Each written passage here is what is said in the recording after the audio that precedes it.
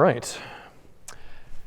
Some of my regulars know that the Transfiguration is on my top 5 list of gospel readings that I struggle to preach about.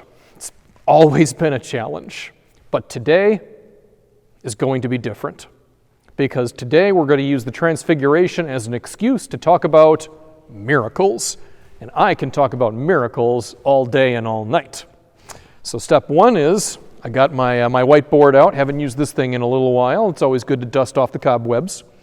What you see before you is the Father Justin Pyramid O Miracle Levels.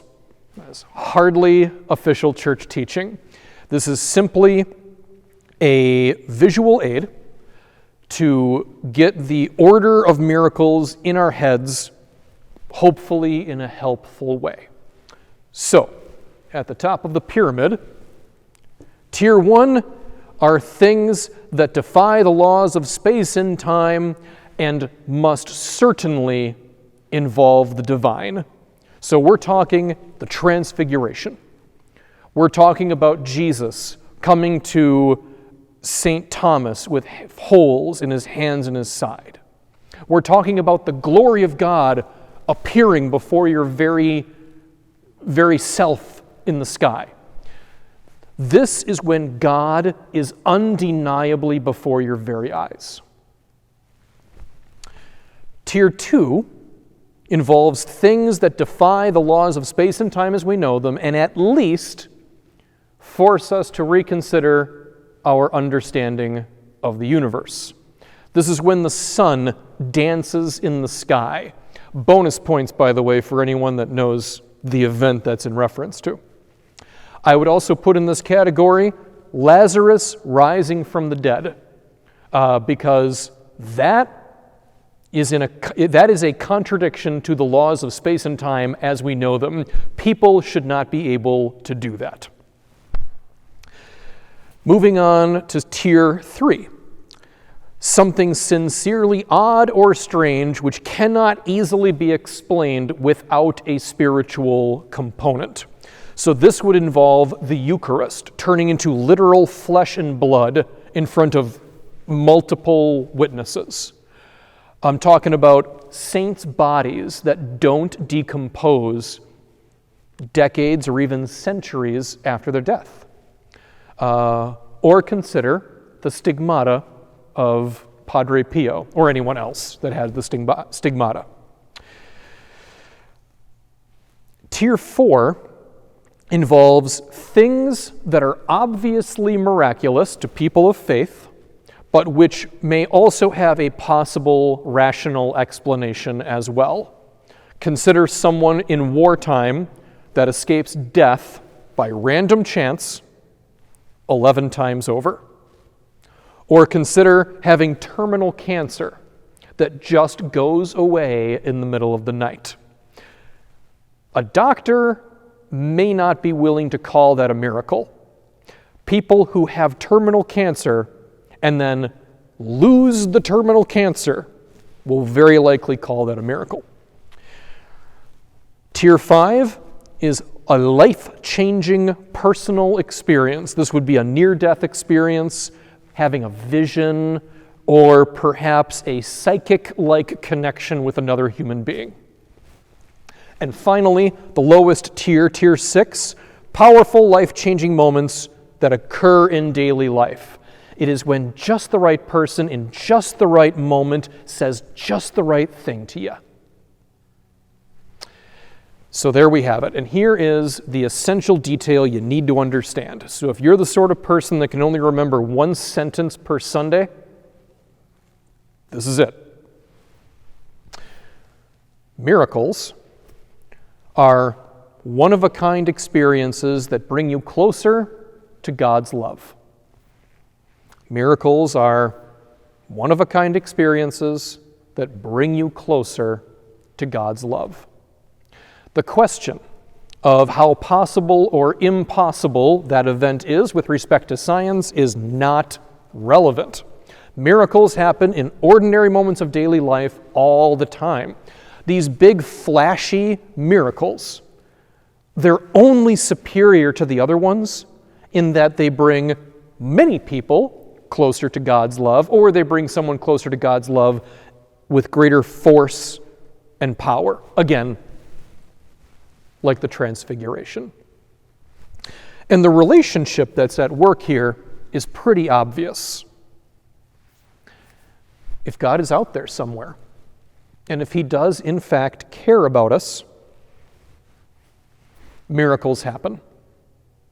If God is not out there somewhere, or if he just doesn't care about humanity, miracles never happen. There isn't really any room for middle ground on this. I was debating back in the day, debating online with someone who had no patience for any of this religion business.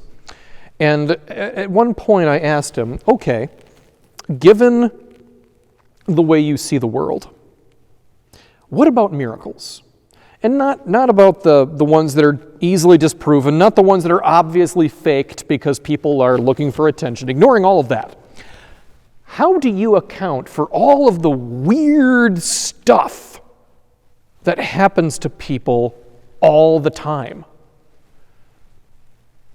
His answer was, mass hallucinations. That's right, folks. Everyone who has ever experienced a miracle in all of history was hallucinating somehow. And I just thought, wow, that is a convenient answer. Just define reality to be in line with exactly what your beliefs are, and anyone who has a different, not opinion, but a different experience just doesn't count. Right. And I was doubly unimpressed with his answer because some miracles leave behind actual physical evidence. So maybe we're interpreting that correctly or incorrectly, but at the absolute very least, that means that it's not a hallucination. And the point of all this is that God is active in the world. He is active in our lives, and miracles are simply his wake-up calls to us. And wake-up calls and alarm clocks, they do not need to be on maximum volume every single time. Sometimes a little chirp from our alarm is enough to get us to open our eyes. To put all of this into a little bit of context, in case that helps, I have personally experienced miracles in the bottom 4 categories of this pyramid. This one right here, something sincerely strange, not easily explained without a spiritual component. I'm going to leave the details to myself. A lot of you wouldn't believe me anyway. But what can be said is, happened in college. Almost exactly a year after I came to the firm realization that I was Catholic and I would remain Catholic all the days of my life. That should have happened at confirmation in high school, but sometimes it takes a few years for that confidence to build. Would I still be a priest without that miraculous experience? It's hard to say. Could go either way, really. Because my faith was already growing in a healthy way before the event. So it is a reasonable conclusion that I didn't need that miracle for anything, and that it was, more accurately, bonus grace, a little extra from God. On the other hand, the miracle of my life that belongs in this bottom category,